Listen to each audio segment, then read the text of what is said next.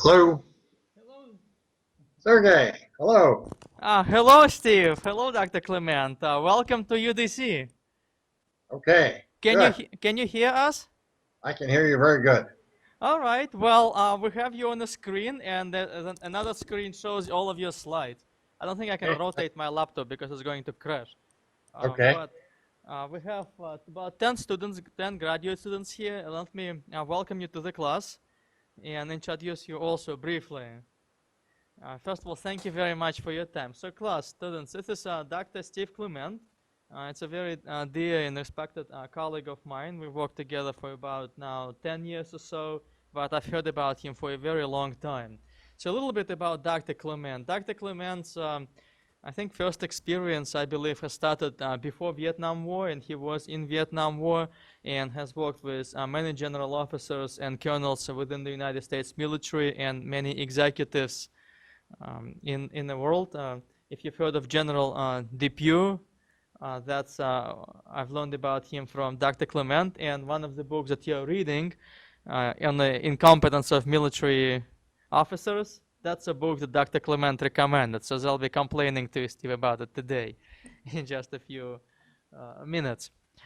With that, Dr. Clement received PhD in organizational science from Purdue University, and and dedicated his entire life towards improving organizations and working with leadership. He's a corporate, worldwide, and U.S. Mostly Department of Defense, United States Army.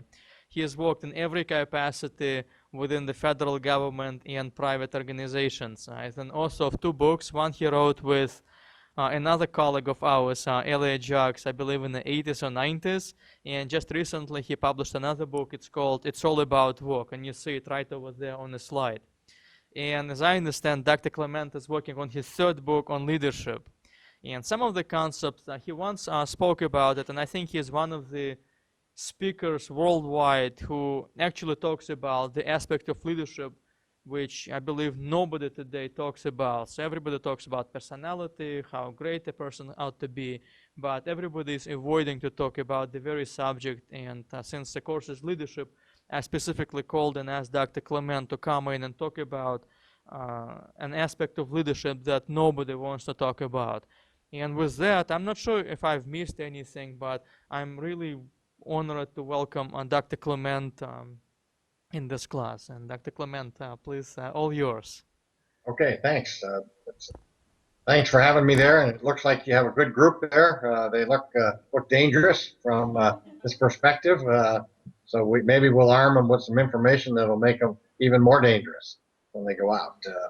I always like to talk about leadership because there's a lot of mystiques about leadership. And what I would like to start off by saying is everybody can become a better leader if they simply follow some basic rules. And I want to talk a little bit about what some of those basic rules are. And I'm not talking about personality because, frankly, I don't care what your personality is. I don't care if you're an ENTJ, Myers Briggs. I don't care if you're outgoing or whatever. We spend way too much time on personality. You are who you are, and I want to start from that premise and make you a better leader as opposed to trying to make you somebody you aren't. Because if you're not comfortable dealing with people, then you're not ever going to be comfortable dealing with people. It's going to be hard to do that. So I'm going to start from that premise. Now, remember, I think I've got a couple slides here, and I'll try to keep in touch with them. The first slide is the one on 6 steps to sound organization and leadership.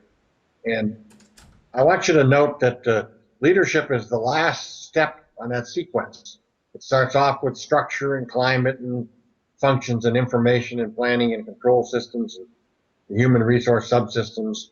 And all of that gets into affecting the leadership process. And I want to talk a little bit about that today. Because if you have the wrong structure, it's going to undermine your ability to be an effective leader. And if your planning system or if your compensation system reinforces the wrong kinds of things, how many of you are familiar with the VA problem right now? You've been reading about it, right? Isn't it interesting that we pay bonuses to people for doing a poor job or actually not doing their job? So we compensate people to be poor leaders as opposed to being effective leaders. just an interesting observation in terms of that. So what we should be doing is we should be making sure that our systems reinforce desired behavior. All of those are complex kinds of issues, and most companies don't start off on the leadership issue by going into that. It's too hard.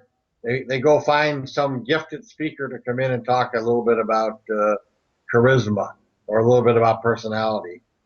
Or they might even have them get the group like this and have you walk over hot coals. Or we might take you to some sort of sensitivity training. I'm telling you, it's all bogus. It doesn't matter. So, okay. But I'm not saying it's unimportant. We just don't want to do it. All right. Can't talk about leadership without a definition. So here's my definition. It's a process that in which one person sets the direction or purpose and gets other people to follow along with him. Notice following along with him, not going forward on their own, and exercising their full individual commitment and competence and capability. So that's my definition. Leadership always takes place in relationships between people. And relationships between people always occurs within some sort of role relationship or structure. That's where the structure begins to come in. And why are roles important? Because they set the framework within which how we behave. So you all are occupying a particular role right now, you're students. And in that role, there are certain limitations in your behavior vis-a-vis your professor. And we don't expect you to be doing certain kinds of things, and that's dictated by the culture and society. So roles set the framework, and then limits are attached to the accountabilities and authorities that go with a role. So I want to spend a minute on that. Accountability is pretty clear. Those aspects of a role that dictate those things that you're accountable to do by virtue of being in the role. Every role carries accountabilities. Just by not specifying what the accountabilities are in terms of a what, why, when, creates some interesting issues. What am I accountable to do in my particular role? Since you're in that hot seat of Washington, D.C., I'm going to pick on lots of things going on in Washington because I've been there a lot. It's actually good to be out of that area because you don't get sucked into all the issues. But what are the accountabilities associated with being a congressman vis-a-vis the VA structure? So I want to come back and talk a little bit about that. You can't have an accountability, however, without an authority. They're the opposite sides of the same coin. If you're going to hold me accountable, then you have to give me the authority. The authority are those aspects of a role that enable the person to legitimately carry out the accountabilities. Now, everybody wants authority, but nobody wants accountability. That's particularly true in Washington, D.C. Everybody would like to tell, in Washington, would like to tell you all and everybody else what to do without necessarily being accountable themselves for understanding what it is that they're trying to exercise their authority on. Okay, so how do those things get together? Well, they get together in terms of the accountability and authority are influence issues. So let's talk a little bit about authority. You've got two kinds of authority. You've got personally earned authority and role vested authority. Now, everybody understands that if I'm in a role, I have certain authorities that go with the role. So let's talk about leadership, because I want to suggest to you that leadership is a property of a role. Not all roles carry leadership accountability, but most manager roles do. So go back to my definition, because there's always a big argument in the literature about management versus leadership, and what we need are more managers or more leaders or more whatever. Well, my definition of a manager is a person in a role who's accountable for their own output, that's their own work, getting their team to produce their output, and then getting that team to follow along with the manager, exercising their full initiative, creativity, and innovation. Those are the three accountabilities of a manager. Note that last one is very close to my definition of leadership. What I'm suggesting to you is that all managerial roles carry leadership accountability. It goes with the role. If you're going to be a manager and you're accountable for your own work, the work of your team, you're also accountable for getting them to exercise their full innovation, creativity, and innovation. Now, not everybody thinks managers are accountable for those things. Now, do you think a manager is accountable for the output of his team? Do you think the VA director is accountable for what happened in the VA? How about the hospital director in terms of what went on? We don't see a lot of people being fired or quitting over their lack of accountability in certain areas. In the Navy, if you're a captain of a ship, if your ship runs aground, you are automatically relieved, whether or not you are on board the ship or not. It doesn't matter because that's your team and you're accountable for what your team did. So wouldn't it be interesting if in the political arena, people were accountable for what happens to their particular group? So what I'm suggesting to you is that all manager roles carry leadership accountability. How about parental roles? Anybody in there a parent? Are you accountable for the output of your kids? Are you accountable for setting the direction for them so they follow along with you? A number of years ago, I did an interesting project at an Episcopal church in Augusta, Georgia. I went in and we were taking a look at accountability and authority, and I went in and watched the parents drive in on Sunday morning, drop the kids off to Sunday school, and go back home and go to bed. Then they would come back at 10 o'clock and pick the kids up. So that night we had a meeting in the hall, and I said, "Isn't that interesting? You're accountable for setting the direction for your kids. Why aren't you there showing them the direction?" And they got a little uncomfortable in terms of that. So what I'm suggesting to you is that if you're going to be a parent, you're accountable for setting the direction for your kids and getting them to follow along with you and get into the values business yourself. So you have to set the role model or the example. If you don't, you're going to have trouble. And okay, so parents are exercise leadership accountability. What about clerical pastors? If they're going to tell you how to behave, wouldn't it be nice if they behaved also in accord with how they tell you they want you to behave? So we've had some interesting problems, for example, in the Catholic Church recently with all of their problems with child abuse. So yes, there's clerical leadership. And now let's get to the last one, political.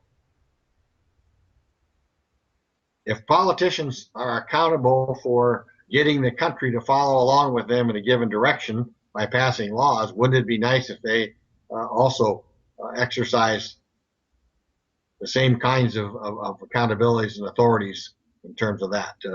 So there are a number of roles, and so all I'm saying here is that leadership accountability is a property of a number of roles, and not all roles carry it, but most of the roles that you and I are in. So now, some of you are parents, some of you are managers, and some of you are maybe aspiring politicians. Each of those accountabilities carries, or each of those roles carry leadership accountability. The accountabilities and authorities are slightly different. And so I want to talk a little bit about that now. So what's the best way? Anybody here have teenagers? Yes. Okay. If you're accountable for getting your teenagers to follow along with you, what's the best thing to do? Just order them, right? Just tell them what you want to do.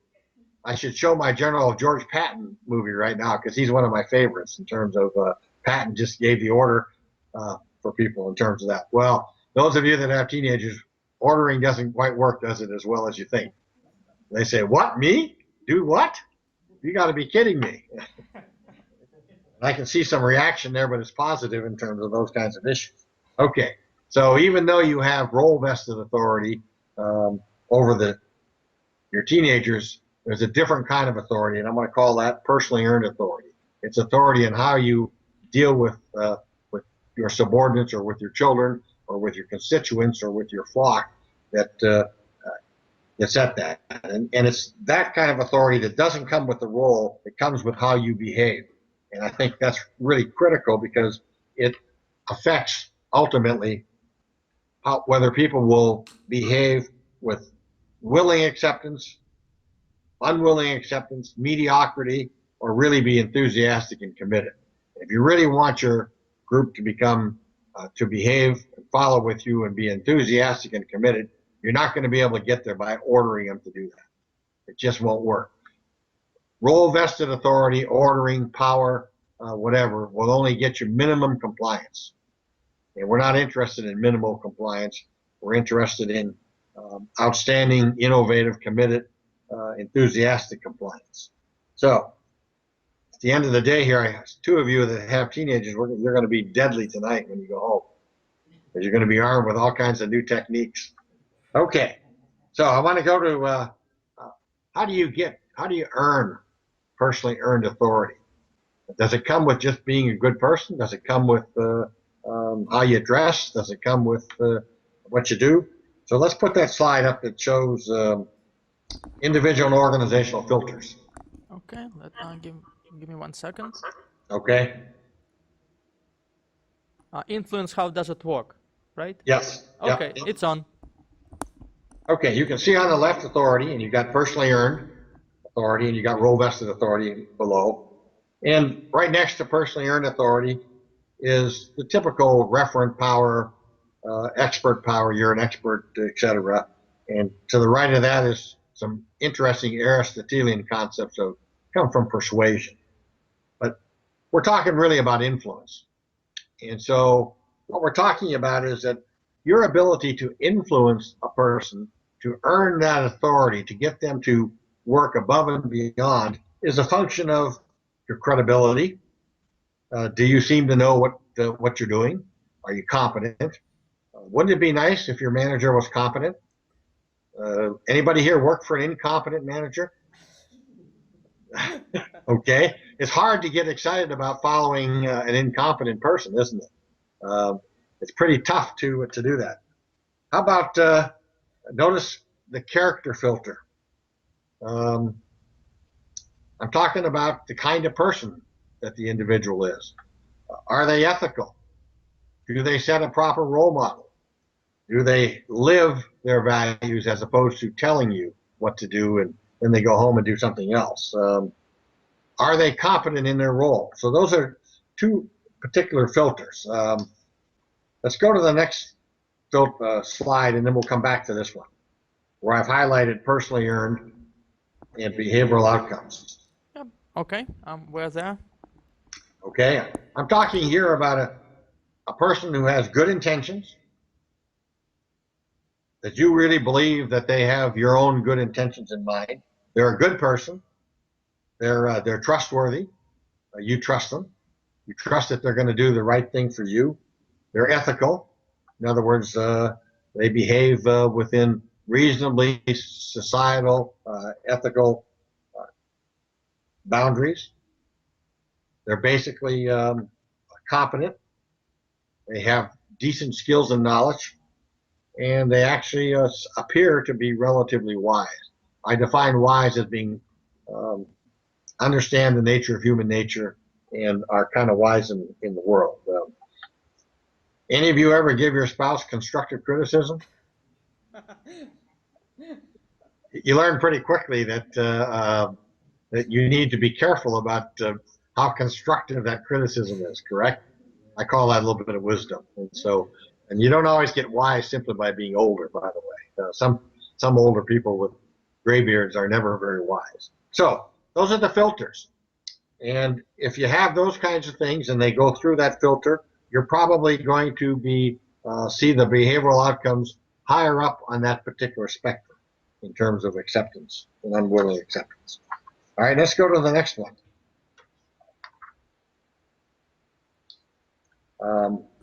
Okay, we're there. Role vested authority and behavioral outcomes, culture and climate.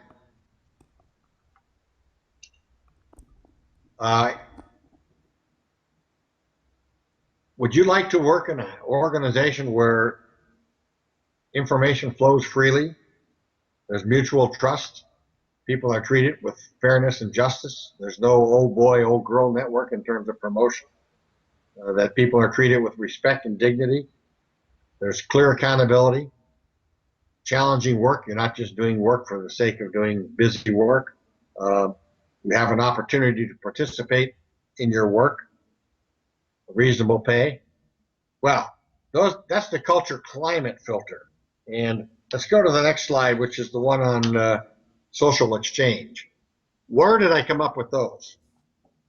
Well, here's an interesting issue. If you want your subordinates to be creative and innovative, enthusiastic, committed, competent, reliable, trustworthy, quality, cooperative, these are all statements that everybody would like to have, right?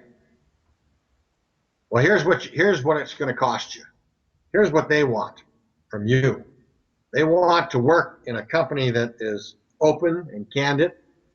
They want fairness and justice in things like promotion and pay. They want to be able to trust what's going on. They want clear accountability and authority. They want a reasonable assurance that they're going to have a job, that you're not going to blow this company out of bankrupt because you're misusing the funds. They want to participate in their work assignment. They want challenging work. How many of you work in an environment like this or would like these kinds of outcomes in your job? Okay. Whose work is it to create these conditions? Does it just happen magically, or is that not the accountability of the senior leaders in that particular organization to create the conditions that offer you those kinds of outcomes? That's what I'm saying is the essence of the behavioral filter that goes into culture and climate. If you want that, then it's incumbent upon me as your leader to provide those kinds of outcomes. And so the interesting issue is, I don't have a chart here, but just think about your parental role. What do you think your kids want in terms of the culture and climate that you're raising them? They want some trust, but do you want to take the risk in terms of that? Because it's tough. It's tough raising, especially teenagers in today's environment. They want opportunities to drive the car, but do they want to do the dishes and clean their room? And so, yeah, there's lots of things they want, but it isn't, where's the other exchange on that side? So all I'm saying there is that it's an exchange process. So let's go back to the next chart and negative impact. So let's say you're in a situation where your boss, this is the one that has influence, how does it work, negative impact. So let's suppose your boss is unethical, immoral, distrusting. You don't trust him. You don't think that what he wants you to do has anything in your best interest. It's just in his best interest. These are the kinds of people who take all the credit but never take any of the blame. And when there's a blame, something goes wrong, they blame it on the subordinate as opposed to taking the heat themselves. You've all seen these kinds of people. They're not competent. They lack experience. They've never really had a real job. They've been put into that position, and they're not committed. They could care less. They're the boss. They come in and go and work to a marginal level. The culture is risk averse. Don't try anything in here because if you fail, you're going to get hammered. It's unjust. There's an old boy network. Doesn't matter who you are, who gets promoted. It's friends of the particular leader. It's a culture of fear. Guess what? If you see those kinds of filters, your behavior is going to be marginally acceptable. You're going to do just enough to get by. You're going to work towards the bottom of that scheme on the far right-hand side. You're going to be frustrated and looking for a new job. Now, I know none of you work in situations like that, right? Who was the guy who put your hand up and you had an incompetent boss back there in the back row? Anybody? Any of these other? Yeah, that's you. Anybody else? Any of these other factors that pertain to your situation? So if you're working hard in spite of the climate and culture, in spite of what the company did. And there are days when I come in and I see people working hard in the organizational settings, and I say, wow, what could this company get if they really had good leaders in there and good people in there doing the right kind of thing? I just finished a project where we fired one of the very senior executives. I mean, we're talking about multi-million-dollar annual salary because he was having an affair with one of the workers. And actually, the CEO publicly humiliated him in front of all of the company because he wanted to set an example that that's not the kind of behavior that's tolerated. Now, interestingly, everybody knew what was going on. And everybody was shocked that the boss would actually step up and say that publicly. But it set a real different tone in the particular company in terms of that. So all I'm saying is that there are a number of filters. They go back to a number of different things. How many of you work in a company where they have stated values? A value sheet that lists all the values, right? You're supposed to be kind, courteous, brave, trustworthy. You know, you might as well be a Boy Scout or a Girl Scout, all the good things, right? The question is, I'm interested in is what are the operating values? Not what are the stated values, but what are the operating values? And the operating values are those things that how you actually behave, not what you say you do. It's the operating values that and whose work is it to measure the degree of congruence or incongruence between the stated values and the operating values in terms of that. Okay, that's just a couple of things.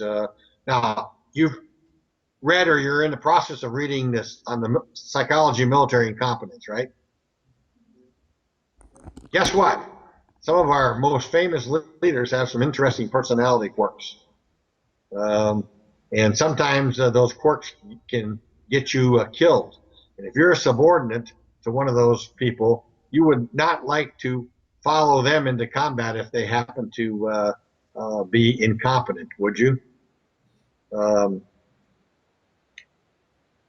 I watched that phenomenon work itself out in Vietnam in terms of the capability or competence of the leader. And if the leader was not perceived by the subordinates to be competent, he or she was going to have a difficult time getting the subordinates to follow with him or her in a tough direction because their butt was on the line. And guess what? When my butt's on the line, it's not just losing money, it's losing something a little bit more serious than that. And so competence is very, very critical in terms of that. So the idea of promoting a person to a level of incompetence is unacceptable in a company. If the boss can't do the job at the next higher level, then no matter how nice a person they are, you can't afford to promote them and put them in that job because they will cause you all kinds of problems with subordinates. And competence it's not how well you did in this job, it's looking at the requirements of the next level. And if the work varies substantially different at each level, which it does, then you have to take a look at their ability to be promoted. Have you read about the Peter Principle? Where we put people in a job where it's beyond their capability and they drag the whole organization down. Okay, before we go to questions, so here's what I'm going to tell you. If there is a job in Washington that is a very high level, let's say level 7 or 8 in Elliot Jackson's terms, and level 7 and 8 is a 4-star general equivalent or the equivalent of running a major department. And you put a person in that job who's only capable of operating at level 3 or 4, which is a major or lieutenant colonel, guess what? They're going to pull the whole organization down to their level of capability. And you're not going to get the performance that's required in that particular area. Now, we got a couple of examples recently that I'll just throw out there. I'm not going to make a political statement. I'm simply going to say, had a little problem with this thing about signing up for the Affordable Care Act. on the website. You all were familiar with that. And we've had a little problem recently with the VA. I can tell you those are very complex jobs, and the question is, were the people that were put into those positions capable of doing that? When we did our research in the Department of Defense over the last decade, I can tell you that there were a number of situations where we had very complex tasks attempting to be performed by people who were just not up to it. They were good people. They were great personalities. They had all the quote charisma that you might like in a person. They had the best intentions, but they just couldn't get their arms around the complexity of the work. They just weren't capable of operating at that particular level. As a result, they weren't able to do that particular task. So competence in role is pretty critical in terms of that. So there's real life examples of how these filters work in terms of that. And I want to get back. I'll finish up and then take some questions. Competence is not, it appears that your capability matures as you get older, and it's got nothing to do with your IQ. It has to do with can you operate at that particular level. We spend a disproportionate amount of time and energy in the leadership field focusing on personality as opposed to focusing on the other variables that are critical in terms of those kinds of things. As I said earlier, I don't really care what your personality is. As long as you don't suffer from severe debilitating personality defects, you are who you are. And you've been who you are long before you've come into your job situation. So I don't think we should try to make you more assertive or more open-minded or more whatever. Because the moment I put you into a stressful situation, you'll revert back to who you are. So I'm telling you that who you are is fine. And sometimes it'll be a job fit issue. If you don't like to interact with other people, then don't go into the airline business. Don't work on the counter of an airline terminal because you're going to get blamed for the weather. Go to a job that doesn't require you to do that. Maybe an engineering job where you can just deal with things. But if you love people, then don't go to work in a position where you never see people. So there are some job fit issues that go with personality, but don't spend an inordinate amount of time and energy worried about it. I don't care if some of you are extroverted, and I don't care if some of you are introverted. What I do care about is, do you have the right intentions? Do you have the right capabilities? Do you have the right skills and knowledge? Do you have the right intent? And do you work in the right culture and climate that will allow you to get your people to earn that authority to get them to operate to their full capability? Okay, how about some questions? Right, questions time. So, guys, come on up here. Yeah, come, Eddie, come on up here. So, yeah, come on here and speak into that thing. So come here. So they're coming. We have only one mic. Okay, that's good. I can see the two people in the front row too. You wasn't able to see them before. They were hiding. So this will be the chair. Eddie, come on and sit down and ask a question. See, one of the leadership skills is to be able to read nonverbal communications. So when you see a student falling asleep, then it tells you something about how well you're doing or not doing. Okay. Well, if they fall asleep, they get a final exam. So that's fine with me. Go ahead. Speak into that and loud and clear. Okay, hello, Dr. Clement. My name is Eddie. I'm an MBA student here at UDC. And I just wanted to ask you a question regarding, you spoke about the, I don't know his name, the VA guy who was the director. Oh, okay, yeah. But what he reported was that the information that he received did not coincide with what exactly was occurring. The veterans were complaining about having hospital appointments scheduled 6 months out, but the information that he was receiving back from his people was saying it was only 2 and 3 weeks out. So a person who's in this position, how can you be certain that the information you're receiving is accurate? Because he kind of got blindsided from how he tells his story. That's a good question, and I know Eric real well. He's a classmate of mine. Okay. In terms of that, and one of the interesting leadership challenges is that you've got to go out and get the information. You get information from the chain of command normally, yes, but you've got to go out and you've got to be an astute situational awareness, and you got to do your own intelligence gathering. You got to go out and find out, is there any evidence of interesting dilemmas that are creating problems?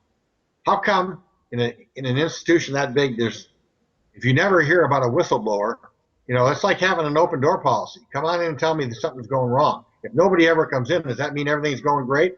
Or is everything going to hell in a handbasket? So it's incumbent upon you to go out and do some searching to find out if, in fact, the data you're getting is verified by what they're reporting to you. Particularly in a large bureaucratic organization that has been very comfortable for a long period of time. Now, there was a lot of evidence, external evidence, that there were problems in the system. And so why wouldn't you go out and get that military intelligence? He was a military guy. Right. He should have known that. And so one of the accountabilities is that, now, let me take a little different twist to that. I'm not going to just pick on him. When remember the blowout of the well in Houston or on the Gulf of Mexico where all that oil was spilled? Yes. Okay. We had some people in the Bureau of Land Management that were accountable for inspecting platforms. Well, you can't be accountable without having, they had the authority to inspect, but there's some accountabilities. Why didn't they do due diligence and go out and never inspect? Well, I can tell you why. First of all, most of the inspectors were in California where we don't do any drilling, number one. Number two, they weren't interested in moving to the Gulf where they had to get out there. And flying a helicopter out to a platform and inspecting is not kind of fun. So what happens was they were waiting for the information to come to them. Well, guess what? You've got to assume that the competitor is going to come and eat your lunch. And so it's incumbent upon you to do your own due diligence. People don't want to do that. And so as a result, they get themselves into some trouble. It's up to the boss to inspect periodically, to do a periodic audit, to verify. It's up to the boss in a company to check the degree of congruence between stated values and operating values. What are we doing? How are we behaving? And the only way to do that is you got to go walking around. It'd be nice when you walk around if you knew what to look for, right? Yes. In terms of that. So what about stopping and asking a few veterans about their, what do you think about your care? In terms of those kinds of issues. And so where were the hospital directors in terms of why weren't they asking the same questions in terms of those issues? So you're right, it's not just the boss. There's a lot of other people in between. And can you imagine running a that's a $30 billion enterprise with 60,000 people. Can you imagine running that without something going to hell? You've got to assume there's something going wrong down there somewhere, and you need to find out. And if the information is not coming up to you, then it's incumbent upon you to go out and begin to look for it. So you got to do the inspections. In the military, that's inspecting the motor pool from time to time. Are they doing what they said they were doing? When's the last time the boss came down and actually did some inspecting? My boss? Yeah. Not this year. Okay. He may not even know. He may not even know what to look for in terms of those kinds of issues. So would you say that if you're not receiving any feedback or too much good feedback, that's a sign? Yeah, I think if you're getting too much good feedback, I've got some serious doubts. It depends on the organization, but I would have some serious doubts. Right. I believe he said especially if it's a large bureaucratic organization like the government. Right. If everything's going well, then I got to wonder in terms of that. And you know what? This is the same thing in the military. If you're getting no negative feedback on where the enemy is, you're worried. Right. If you don't know what they're doing, why do they do it in the military? There's something about losing your butt. It focuses your attention on leadership. There's something about you dying that causes you to be a little bit interested in getting some information about what's happening. Makes good sense. I see the same thing in my corporate clients. The boss doesn't have a clue about what's going on. I would go in and ask the CEO. I said, "Okay, I like this new marketing effort. However, one of my clients, for example, sells these $500 earphones, headsets, that the kids buy." Yes. I said, "Isn't it interesting? Our primary customer is a female, 45-year-old small business owner. When's the last time she bought a $400 set of headphones? And these kids that you're selling them to don't have any, they have the money to buy the headphones, but they don't buy the kinds of other products that we offer. When's the last time you were in a store, one of our stores? And, it was silence in terms of that. This is the chief marketing officer. He'd never been in the damn store. Okay. Okay. So it's not just the government. It's any kind of organization. All right, so you got to do your inspection and do your intelligence. It appears. Yes. Okay. All right. Well, I guess I'll let someone else ask a question. Okay, good. All right. Thank you. That's a good question. Thanks. Who is next? Everybody has to ask a question. Okay, Thomas, come on up. They get extra credit or exam. Good. They look like they all need extra credit anyway. Gershon, you're next. Hello, Dr. Clemens. My name is Thomas Whedon. I'm a government manager. Whoa, good. I have a question. Usually you hear people talk about leaders versus managers. And I was trying to find out, in your opinion, do good managers become good leaders? Or is a manager that's real good totally different from someone who may be a good leader?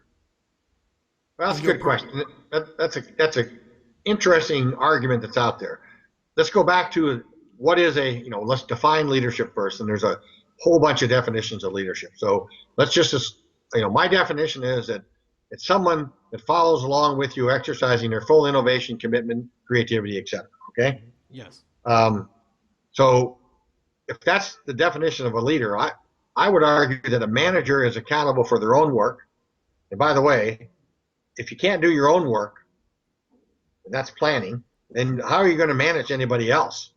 The output of their team, all managers have a team. I don't know why we call managers if they don't have any subordinates. What we do sometimes. Yes. And then getting that team to work to their full innovative, creative, committed direction. So I would argue that by being a little bit more precise in our definitions, all managers are accountable for exercising managerial leadership. All military commanders exercise command leadership. All parents exercise parental leadership. So I want to get back. I want to skirt the issue, but I want to skirt the issue by defining the terms a little bit better. So I want to avoid the issue of I need good leaders. Yeah, I need good managers. Who are good leaders? And then defining it in terms of that. So if you're a government manager, then I'm holding you accountable to be a good managerial leader. And I expect you to be able to get your team of subordinates working to their full individual creativity, innovation, and commitment. Now, you can order them, right? Yes. That won't get you very far, though. So how you go about your day-to-day work is going to influence whether or not they'll work to their full creativity.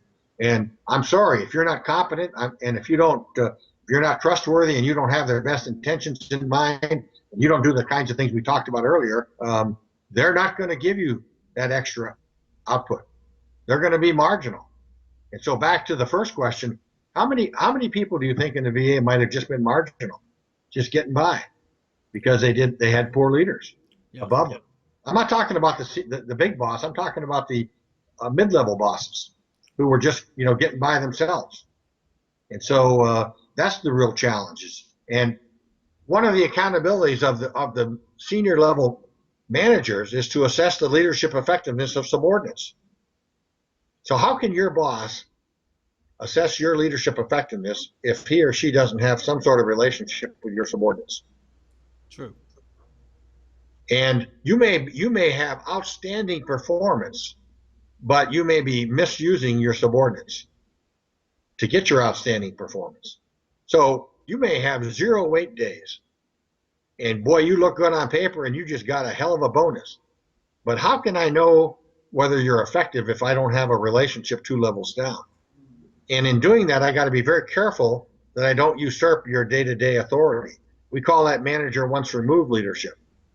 That's, and you got to be careful about doing that. But when's the last time people walked around and did that? There's only a certain number of people that you can manage at that level.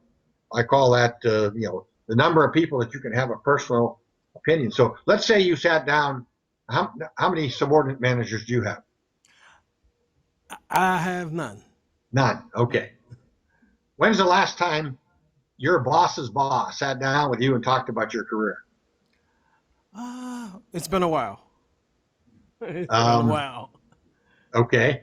See, I think your boss's boss should sit down 2 levels down and talk to you about your career and what you'd like to do.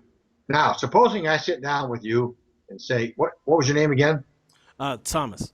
Thomas. Thomas, let's talk. What would you like to do? Oh, I'd like to move. Where? Anywhere. When? Tomorrow. Well, guess what? A red light ought to come up.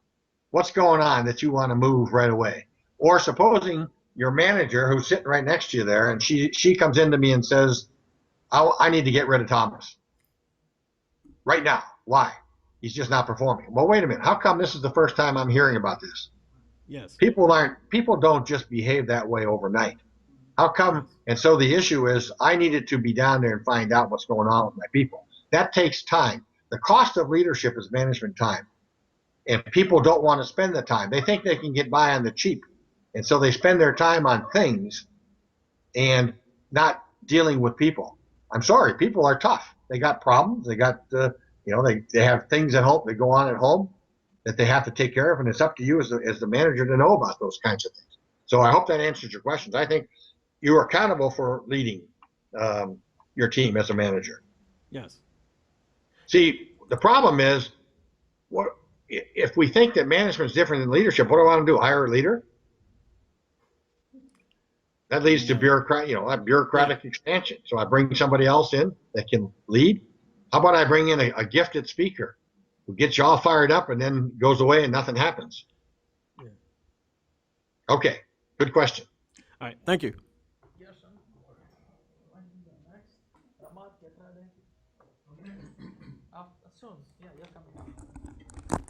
And so this is Gerson, and he's actually a former politician from Latin America, a good.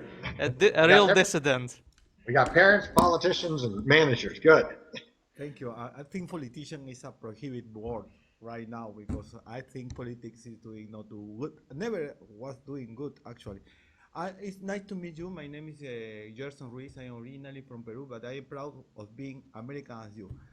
Thank you very much for this opportunity. My question is simple. As I understand,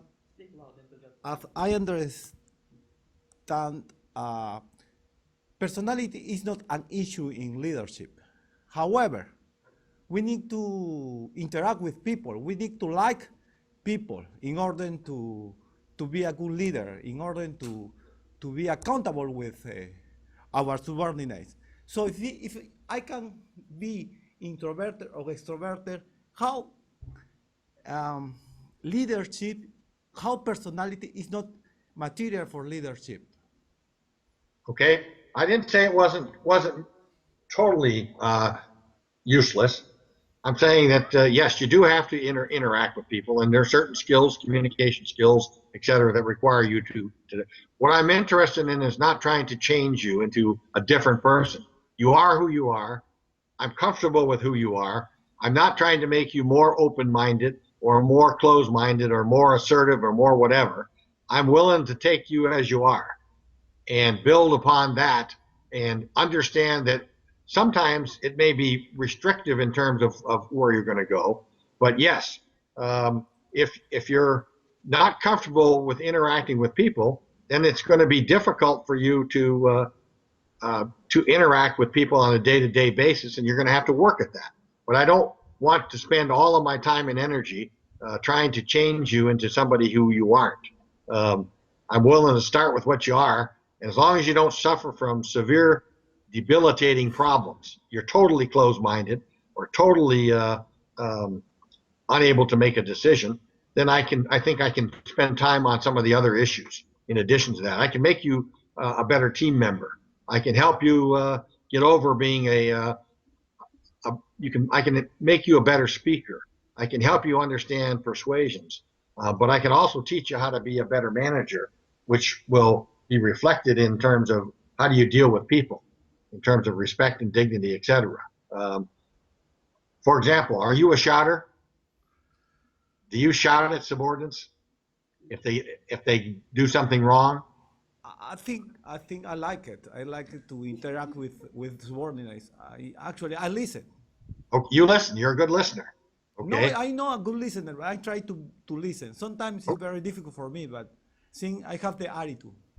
Okay. Well, that's good if you're a good listener. How would you like to be talking to your boss about your career and where you see yourself going, and he looks at his watch every 5 minutes?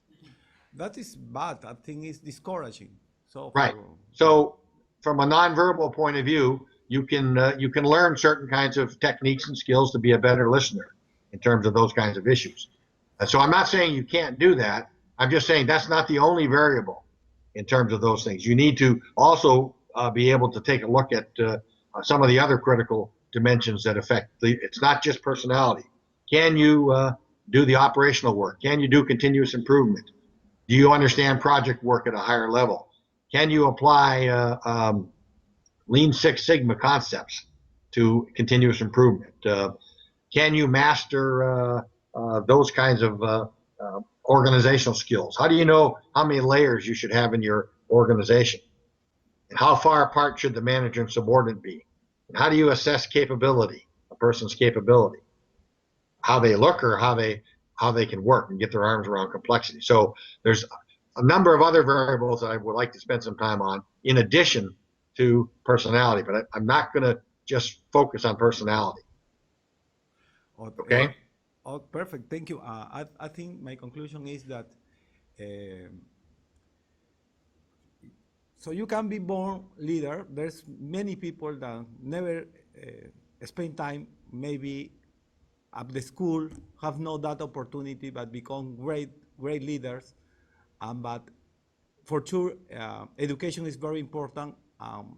The leader that loves knowledge is gonna be a better person, a better leader too. Thank you. Absolutely. Absolutely. In terms of competence, you're right. Okay. Next question. Wednesday, then Ramad, then Solomon. So another international student from Iran, so you got the whole Okay. world covered. Good. Hello, Dr. Clement. I have a question for you. I want to imagine myself as a good leader in an organization. And how can I set up that system that we are talking about, that everybody feel happy? And how can I make sure that every single employee is happy at their job and they are going to stay with the company? And I mean, what the system looks like. How can we set it up? Well, remember the slide I had that said if you want your people to be innovative, creative, happy, and I don't really care if they're happy. I want to know if they're doing their job and they're productive and they're effective. So if they're not happy, fine, I don't care. Because I'm not in the happy business. I'm in the business of getting some work done in terms of selling products or making some money or whatever. If they're happy too, that's great. But most everybody wants to have challenging work. They want to have an opportunity to participate in their work. They want to have a competent manager or boss. They want to have a boss that understands and takes time to know something about them, recognizes that their children are sick at home and so they need some time off, etc. Treats them with respect and dignity, and are really basically a good person in terms of that. So how do you make sure that your people are being treated that way? What are the systems and processes that you need to go into that would create that? And whose work is it to create that kind of an environment and that kind of philosophy in terms of those kinds of issues? So I would argue that that's if you pay attention to those kinds of things, your people will behave in a innovative, creative, committed, high performance manner because there's a sense of trade-off. If you have people who don't, then guess what? Separate them. I'm not telling you there aren't a certain number of people in this world that just are difficult, and they have so much baggage that you need to just get rid of them. They don't belong in your particular job. You don't have to tell them that they're deadbeats and everything, but just tell them they need to go somewhere else. If they can't get their act together in terms of being able to do that. So your managers need to be clear about what do you want them to do in terms of output. Is it doable, or is it? And how do you want them to do it? Do they have the tools, and do they have a reasonable length of time to do it, the resources to do it, and are they treated fairly and responsibly by their manager when they do it? And so you set that kind of a culture and climate up, and whose work is it to set the culture and climate up? That's some leader's work in the organization, right? You can't just order your people to be innovative, creative, and committed. You have to create the conditions so that they'll do that on their own by how you go about your own business. Wouldn't it be nice if you had an annual performance review, if somebody told you how you were doing early in the year? Wouldn't it be nice if they told you that you were on target or not? You got some feedback. How many people in the classroom have had their performance review done at the end of the year, and you never had any clue as to whether you were good, bad, or indifferent, right? And how about if they told you, well, you're not doing very well? Well, how come you didn't tell me 6 months ago when I could make some changes? Most performance reviews are done the day before they're due. And guess what? You and I aren't very happy about that.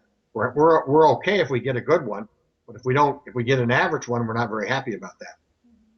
And how do you know what I'm doing if you don't know anything about me?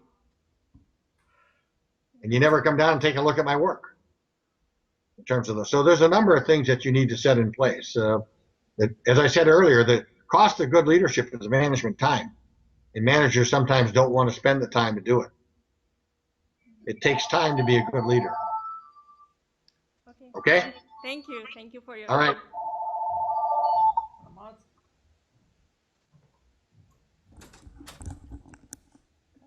Very good. Yeah, come on up. Are we taking too much time, Sergey? Are you okay? Oh, we're fine. We go until 10 o'clock here. We're a real study school.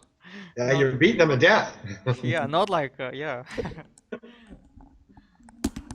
How's it going?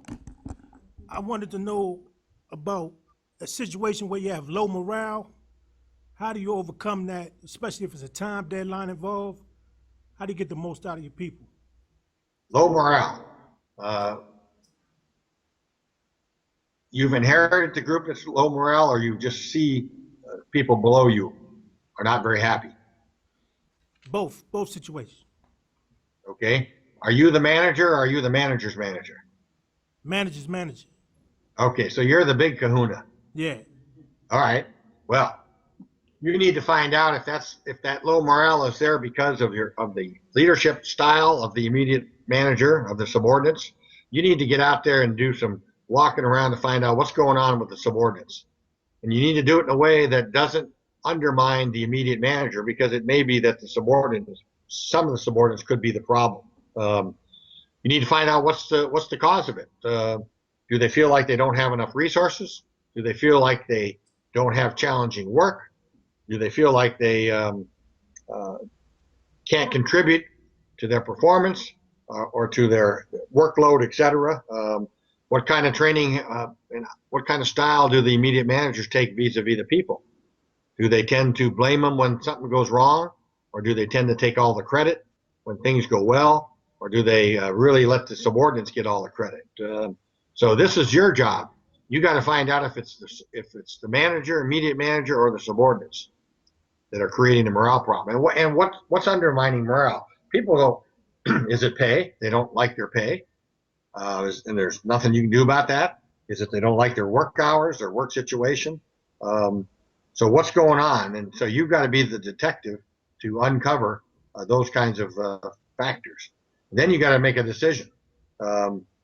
Maybe the manager needs to go away. Maybe the manager needs some help in terms of increased training. Because what happens if you have a sick child at home and you come to work, you're worried about him, and the manager says, "Tough break. I don't care. Get on with your job." Well, guess what? That affects a person's ability to do their job, and so maybe the manager isn't, sympathetic enough to those kinds of problems. Does the manager know his people? The immediate manager should know all of his people personally, know what's going on in their lives, know the things that could be good or positive or negative that could affect them, and understands the impact of what's going on in their life, and is able to adjust accordingly. Does your manager know the people that well? And if he doesn't, then why not? And is he making the adjustments? And is there teamwork? Or are some people being favored and other people not being favored? So you've got to go in and uncover. You've got to go on a detective job to figure out what's causing the morale problem. Do people know what they're accountable for? Are the standards reasonable to their performance level? Is it something are they capable? Do they have the skills to be able to do what you're holding them accountable for? Yeah, I understand. Thank you. Okay. Okay, Samuel? And who is after Samuel? Okay, Darrett, then Pearl, then Brad, then... Okay, good. Okay, Samuel, come on up. Oh, sorry. Yeah, sit down and speak into that thing. Hey, just tell the last guy, just order his people to be, I want you to have high morale. Just give him an order. Give him a kick in the butt. Just tell them if they don't have high morale, you're gonna get rid of you're gonna discipline them, right? We can do it in class, so everybody now have a good morale Yeah. for the rest of the semester. Done. You know, if students have low morale, the question is, what's going on? What's going on with the faculty? What's going on with the teaching? What's going on with the university? So you got to be on the lookout all the time. Morale is simply a symptom of something else. Well, we've just ordered it to be good, so we'll be Yeah. okay. Samuel, go ahead. Okay. Yes, sir. Good evening, sir. My name is Solomon Oyedeji. I'm a graduate student in architecture. I'm going to finish my master's in architecture this year, December. Thank you so much. We so much love what we've heard so far. And based on what my professor here made us to know about you, you have been there, you've been up there, you have so much authority in leadership, and I can see that in even the way you enlighten us on different ideas of handling leadership. I have a couple of questions, but most of it has already been pointed out, so I rule them out because they have already been answered. But some of them that I have here that has not been touched, I'm going to put them to you now, and I really want so much something that will really enlighten my mind on what to take on those aspects. Number one of the question is, based on your experience, based on your icon of leadership status, how do you think our organization today are? I just want an enlightenment on you, on their performances, and if they are negative, how do you think, or is there anything in place that could check all the wrong, all the various areas where various organizations are treating, or maybe treating positively, or treating their staff negatively? Is there anything in place that government or any individual agencies can do to cross-check all this misdeed? Okay, a good question. I think the problems in most of our organizations are at the middle and top, not the bottom.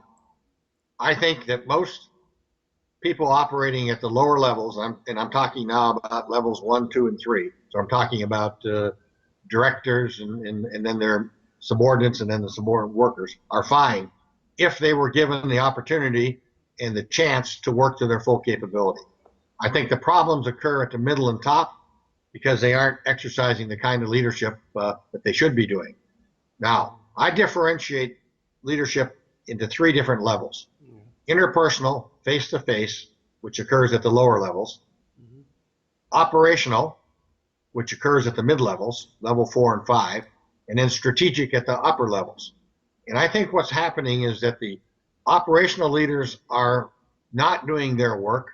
They're not focusing on the organization as a business unit operation. They're focusing more on the interpersonal aspects of it. And as a result, they're not getting their work done, and they're not getting away from allowing the subordinates to do their work.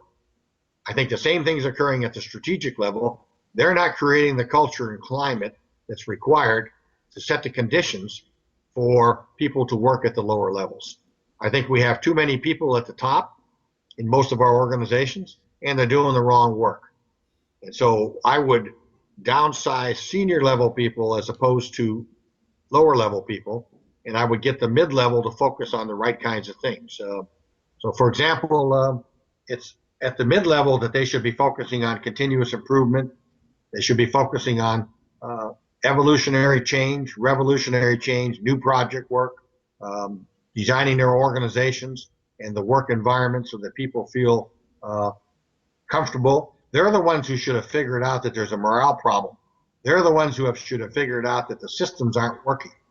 At the strategic level, they should be focusing on the vision, the culture, where's this organization going, how's it going to survive, etc. How do we have enough money to make sure that we promote our people? Am I promoting the right people with the right skill set to the next higher level? Am I just going outside for promotions? I'm managing my talent pool. So it's those kinds of things. And I think the problem is that the strategic level is not focusing on strategic work. They're focusing on operational work, and the operational people are focusing on tactical work, and the tactical people are squeezed. And so if you get them off the backs of the tactical people, they can do a fine job. And that's where the bulk of the people are. And that's been my experience with most of my consulting projects, is the problems are at the middle and top. And no, they don't like to hear that, because they think the problems are they could flog the subordinate to work harder. That's not the problem. The problem is not the subordinate working harder. The problem is creating the conditions that allows the subordinate to work to their full creativity and innovation. I think we have a lot of underutilized people at the lower levels that need to be brought out to their full capability. But that's mid-level leadership and senior level leadership's job to figure that out. Who's managing change? Change is the new constant. That's the mid-level manager's job, is to managing change, creating the conditions where change is okay. Making sure that you train your people to do those kinds of things. So that's been my experience. Do I think it's insurmountable? No, I think it takes a lot of effort to do that. Most American companies don't want to do multi-year projects. Most of my consulting projects have been multi-year with large companies. You can't fix it overnight. It didn't get screwed up overnight. You can't fix it overnight. But most American companies want the quick fix. They want to see results by next quarter. And they're not going to get it by next quarter. I don't know how you fix culture overnight. It takes time. And so what they do is they go out and hire somebody else to do it, and they don't. They don't fix it. So they just perpetuate the problem. Does that help? Yeah, thank you so much, sir. Based on what you have said so far, you have seen every nook and corners of leadership, and you know what they are today. We are just coming. We are young ones. We are coming to be leaders. Some of us are already leaders, but we want to achieve. We want to create a very good goal, a very good subject for our young coming ones. What advice would you like to give to us, and what do you think we can implement on to make this achievable? Well, I think you pay attention to your people, really know and understand your people, understand what's going on in their lives. That's what you can do. You can fix the world below you. You're going to have a dilemma above you that I can't fix. In order for you to become, your MBA students, in order for you to become good mid-level managers in the future, which you should be able to become, you're going to need multifunctional assignments. Not just marketing, not just sales, not just HR. You're going to need multifunctional assignments. Unfortunately, most companies don't want to do that with you. They want you to stay in the same area because you're experienced in that area. But in order for you to develop the mental models and the frame of reference that will allow you to think systemically at the mid-level, and that's the critical skill set, you need to be able to have operated in multiple different areas. And that's a real challenge. And so what you need to do is you need to take charge of your own career and demand that you get a lateral movement. get out of sales, get out of finance, and get into other areas so you can broaden yourself. There's a reason the Army calls generals generals. They're generalists. They're no longer infantry or artillery or specialists. They become true generalists in terms of that. So if you want to run a business unit, think about a business unit as sales, marketing, product development, production. It would be nice if you had some experience in those multiple areas as you were growing up. It would be nice if the strategic leaders in a company manage their talent pool that way. Most of them don't. Most of them want to keep you in the same area. Thank you so much, sir. Okay. Okay, who's next? Yeah. 'Cause I have a lot of questions. Good. So. Okay. These are good questions. Well, yeah, I ordered them to prepare those. It's a joke. Yes, yeah, somehow you don't look like the autocratic teacher that I. My whip is behind. I can't. Yeah. Okay, Doretta, go ahead. Okay, good evening, Dr. Clement. My name is Doretta Garner-Cherry, and I'm an MPA major, okay? My question is sort of simple. I know you spoke about personality, and my question is, well, could a passionate leader be effective in an organization? Absolutely, if you're passionate. The question is, if you're so passionate, does it get in the way of getting your work done? And can you be so overly focused on the work that you overlook some of the things that are required to from your subordinates in terms of their approach? Now, when you talk about, tell me what you mean by being passionate. I guess caring a lot about your organization, and I guess being passionate about the people, just Okay. concerned. Okay. Very concerned. And I think that you have to balance being overly concerned about your people with being under concerned about productivity and output. And so you need to balance the two, and that you can be so concerned about the individual and meeting their particular needs that you overlook the fact that the organization also has to have some needs. Organizations need to survive. They need to make a profit. They need to continue to be in business for people to have a job. And so you need to focus on a good balance between the two. And if you have a worker who is, it doesn't matter if you're doing team working or not, but if you have a worker who's not holding their own, your passion should be that you correct them, you give them the performance review, you give them a chance to improve, but at the end of the day, are you prepared to get rid of them? Are you so passionate, so concerned about them that you'll tolerate mediocrity? Because that's a cancer that will spread amongst the rest of the workforce. And they'll see it and they'll recognize it, notice it. So you need to be on the lookout for that too as well. So passion's good, as long as it's passionate in both directions. Now, we've all seen someone passionate for profits. And we don't care what you do, just get the job done.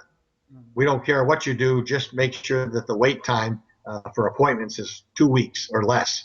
Well, guess what? That got them in trouble because they were, fudging the books in terms of those kinds of issues. So you need to take a look at that. And you just raised another interesting issue. Since this is a multicultural class, the world is totally different.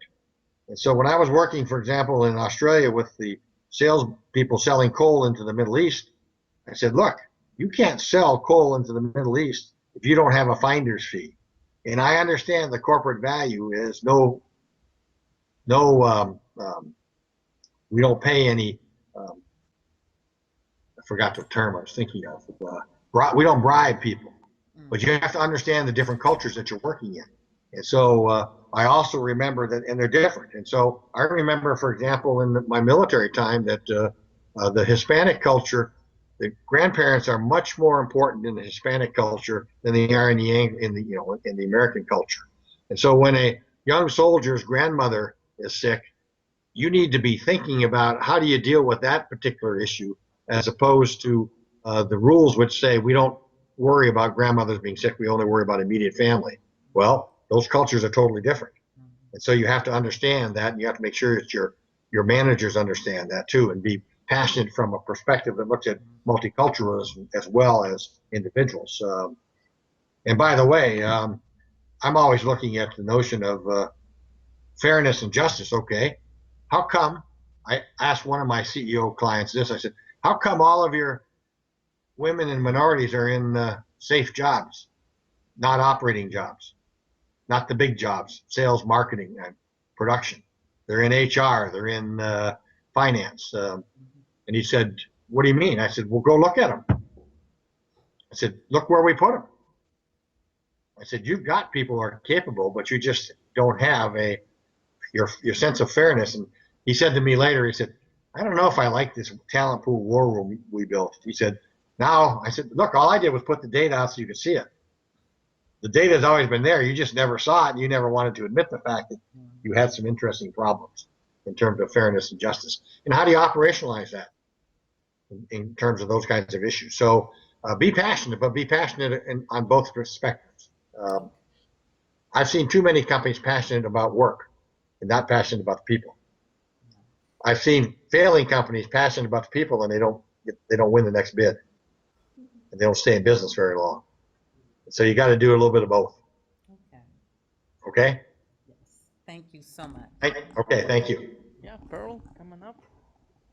And be passionate about your teenagers. I don't know about that. Please, yeah. Okay, here we go.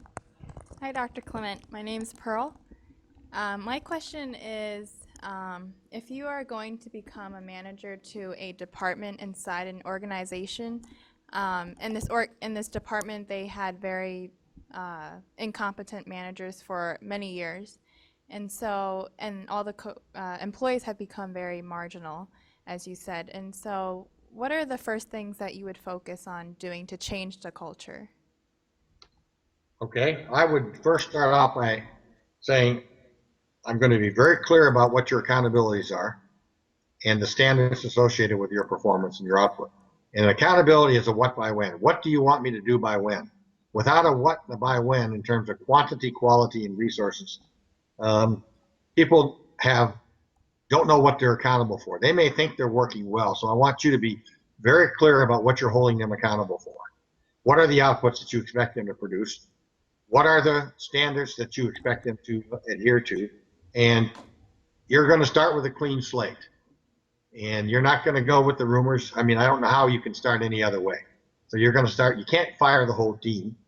So you're going to start with a clean slate. You're going to say, look, I'm assuming that you're going to work to your full capability until you prove otherwise. And I'm going to assume that I'm going to tell you what it is I want you to do. I'm going to establish the correct standards, and I'm going to hold you all accountable to meet those standards. And I would expect I'm going to take your input as to what you think about those standards if you think you can't do that. But we are going to get some work done, and I'm going to listen to you, and I'm going to spend time, and I'm going to get to know each and every one of you in terms of that, because you're going to have to turn that climate around, and that's going to take more work than not. And by the way, sometimes a significant emotional event can help. You know what a significant emotional event is? No. You fire somebody who's incompetent. Sometimes a significant emotional event can be very, very helpful in terms of if you've got someone's going to challenge you. And so what are you prepared to do when they challenge you? And the rest of them are going to be watching very carefully to see what you do.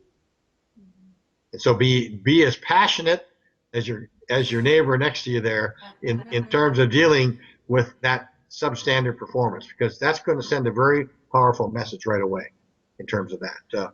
And there's nothing wrong with being sending a significant emotional event, especially in a substandard performing operation, because you've got to turn it around and you can't wait too long. And guess what? There are people in life who just don't want to get on with it. They just don't care. They think that the world has been against them. And, what you tell them is, look, I don't have time to carry you anymore in this organization, and I'm not going to tolerate that behavior. And I suggest you find employment somewhere else. And that's hard to do sometimes, but it's true. You can't be carrying substandard performers, and you can't tolerate that, because they'll infect that climate down there, and you'll continue to have bad morale in terms of those kinds of issues. So don't be afraid to wield the big stick. Okay, thank you. Okay. Who is next? Anybody else? Fikri, Lucita, Brad? Questions? Yeah, you have to come up here. Okay, a few more questions, guys, and that will be, I think. See, I don't want them to think I'm too nice a guy. I think you have to balance the two. Speaking to you. Yeah, and Hello, this thing. Dr. Clement. How are you? Good. My question, I have a very specific interest in investing, and particularly in what I guess let me just simplify it is captive DoD IT asset pricing.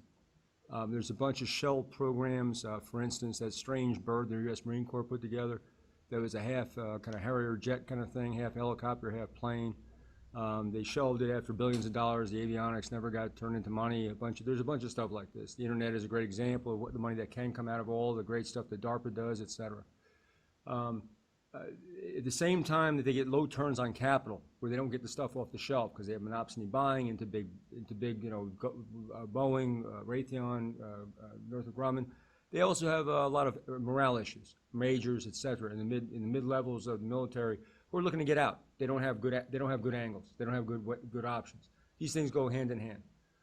But my question for you is to not focus on the organizational behavior stuff in the first instance. It's the other piece, how it gets reflected in the fact that billions of dollars in R&D get spent all the time, a bunch of money, trillions even. And then these things get shelved and they sit there on the shelf. And the management inside DoD or DoD contractors doesn't take it upon themselves, or because of the systems, they don't move the things off the shelf fast enough to optimize financial return. What do you think is going on there? Is it just monopsony, kind of monopoly, antitrust kind of stuff? Is it institutional stuff in the military? What do you think the major dynamics are? Yeah, that's interesting. Having looked at the acquisition community, I did a study on it. I think what happens is that it's very difficult for rapid acquisition to occur in government DoD agencies. I think that that's the reason they created DARPA, but over time DARPA got fat and DARPA lost the edge. And that's why during the war, for example, they had to create some rapid fielding initiatives that were totally removed from the look, the acquisition community is just like anybody else. They much prefer evolutionary change as opposed to revolutionary change. And so one of the things that I think you need to do, DARPA was originally created to do revolutionary change. It was pulled outside of the normal procurement process to take a look at things that would be dramatically different. That's very threatening to an organization. And so you almost have to treat it separately. I think we need to get back to that notion of looking at revolutionary change. And by the way, if you look at one of the critical tasks at the strategic level is managing strategic uncertainty. And strategic uncertainty is a phenomenon that says you can't predict the future, so you have to be prepared for alternative options. And you have to do some investing that allows you to go in some alternative directions in the event that something doesn't occur. Very hard to get the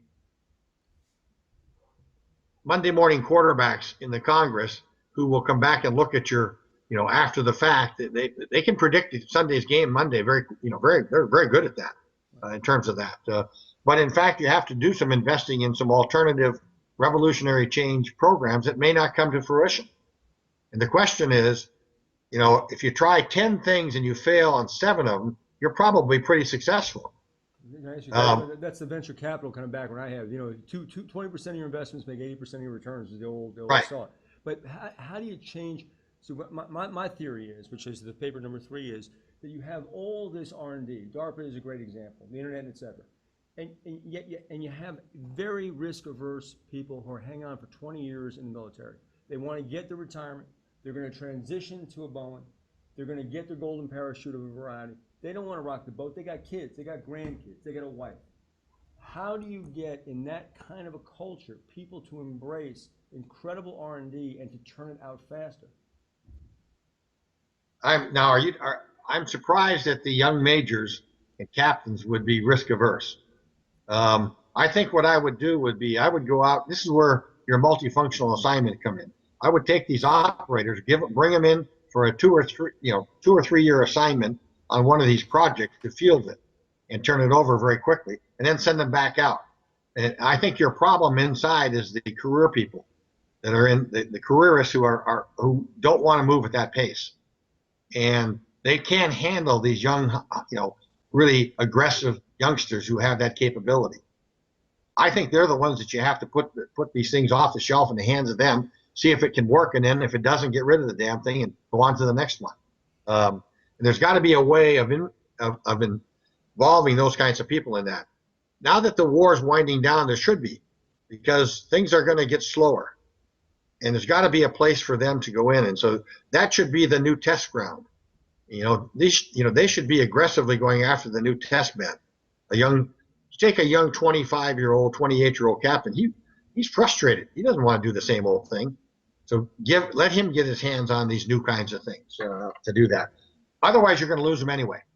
Gotcha. The best and brightest will leave in terms of that. And then how do you get your second question is how do you get rid of the turnover? How do you get some turnover in the mid-level in there? Remember I told you the problems are mid-level and senior level, not the bottom? I think that's your problem. I think your mid-level people are, they're hanging on. Change is really tough, especially revolutionary change. What you're telling me is you got to create a culture in that situation where I don't know what your job is going to be, but I know you're going to have a job. Yep. You may have to learn some new skills, but I'm telling you, you're going to have your job. You're not going to, so just get on with it. And I can't imagine doing the same job for 20 years. They ought to be excited about that, but maybe you have to find the kind of people that are willing to do that. And you believe that now that the wars are winding down, you think there will be a vacuum, that opportunity will arise for captains, majors, young aggressive types to get after it. You believe If we have the right people at the right senior level thinking about that, to sponsor that kind of sponsor the program and figure out what they're going to do. Here's my concern. My concern is we'll go about things the way we always do. We'll go back in the same old way. We'll cut the troop units. We won't go in and cut some of the civilian side, etc. How do you get, you want these young Turks trying out these new things, and how do you get them and challenge them? Have you all heard about cognitive dissonance? Yep. Well, here's an interesting dilemma for the military that I saw. Dissonance is that you do it in one environment and you come back and you can't do it in the other environment. These kids go over into the theater and they have a tremendous responsibility and accountability. They're not only fighting a war, but they're doing the local nation building. They're dealing with the local political people. They're dealing with the local cultures. They're multicultural. They've had to learn all these things. They probably have mastered multiple languages. They're much more capable than they were. They come back to the normal rear environment and they're expected to behave the way historically they've been expected to behave. And guess what? They're very frustrated because they have much more capability to do that. Instead of tapping that talent, what we try to do is we try to subdue it. And we wonder why we lose these kids in terms of that. Look, once you expose them to that capability and you develop that capability, you got to keep challenging them. In the Odyssey, Odysseus talks about the same thing. Yeah. He was back and he just could not, he knew what he was doing. Right. Thank The you, good sir. news is how do we get these guys challenged to do that, and not squash them. Thank you, sir. Okay. And we have 2 more questions and that's it. So Fikru, come on up. Okay. And it's a multicultural club. I think they're all from every It's a good single group. one is from everywhere. So Fikru, and that's an engineer. Oh, I like engineers.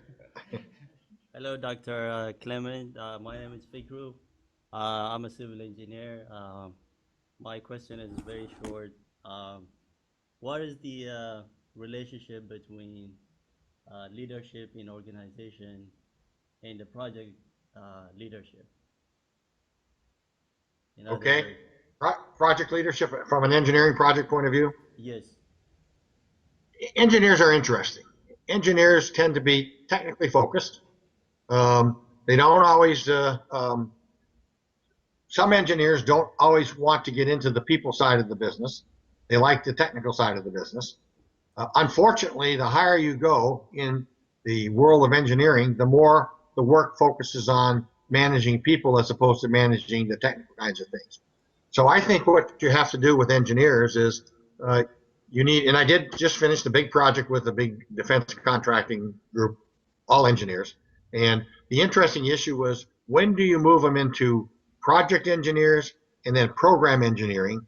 And what's the career field, and how do you, or how do you let them decide to stay in the technical chain, but recognize that it's going to limit their career development? Because we don't need we need a software engineer but I don't need a lot of them. I only need a couple of them. And you're not going to be able to be the program manager if you simply stay in the software area. You're going to have to broaden yourself. So I think you have to think about it in your particular area and decide what's a reasonable career path for a engineering person. Now, civil engineering, you've got a really good model you should look at, and that's the military engineers, because they come in, most of them, the Corps of Engineers is civil engineering when you think about it. And those engineers go from operating jobs to engineering jobs back to operating jobs. They don't just stick in the engineering aspect. They go into a broader point of view so that they can deal with the broader kinds of projects when they get more senior in terms of those kinds of issues. But I think what we do is we don't give young engineers the opportunity to move out and see how they can deal with people. But we need to give them some training at first too, because they don't always get that in engineering school. So the first 10 years, you'll be practicing the technical portion of the engineering, and then when you go up from 10 years up, then you'll start the managerial area, I guess. Yeah, if I hire you at 22 and I want to make you a level 5 program engineer at 45, I've got 23 years to move you from where you are to where I want you to be. And so I can't just keep you in civil engineering. I got to decide, what does it take to be a program engineer at level 5, a business unit equivalent, and what kinds of experiences and what's the strategy for getting you to do that. And by the way, you should ask the HR person in your company, what's my plan? Yeah, and I'll bet you they don't have one.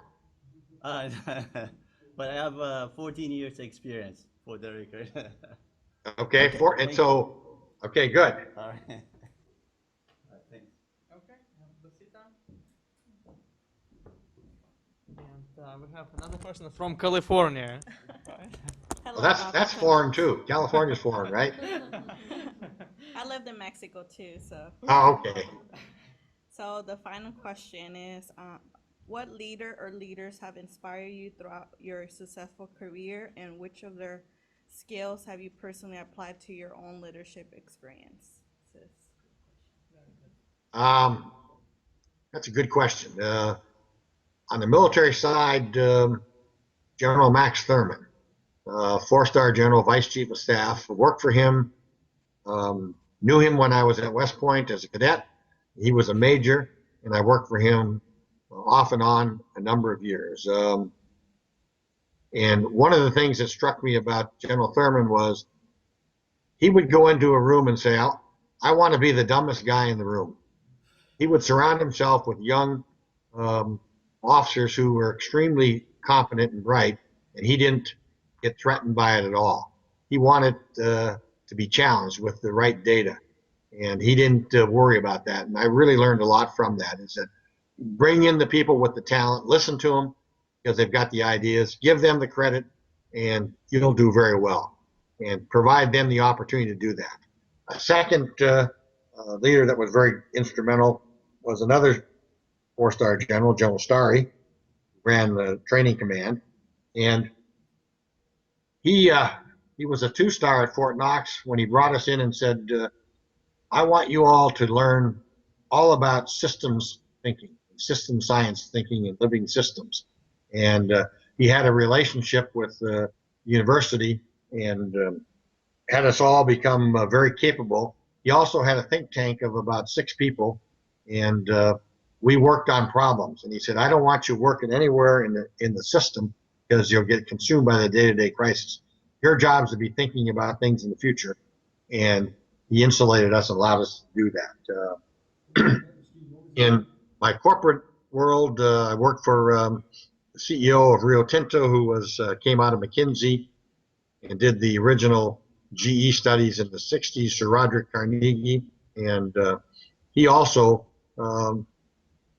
sponsored. He brought us in and said, "I want you to develop a 5-year program to turn this corporation around, so that we're the #1 corporation in the world in the mining business."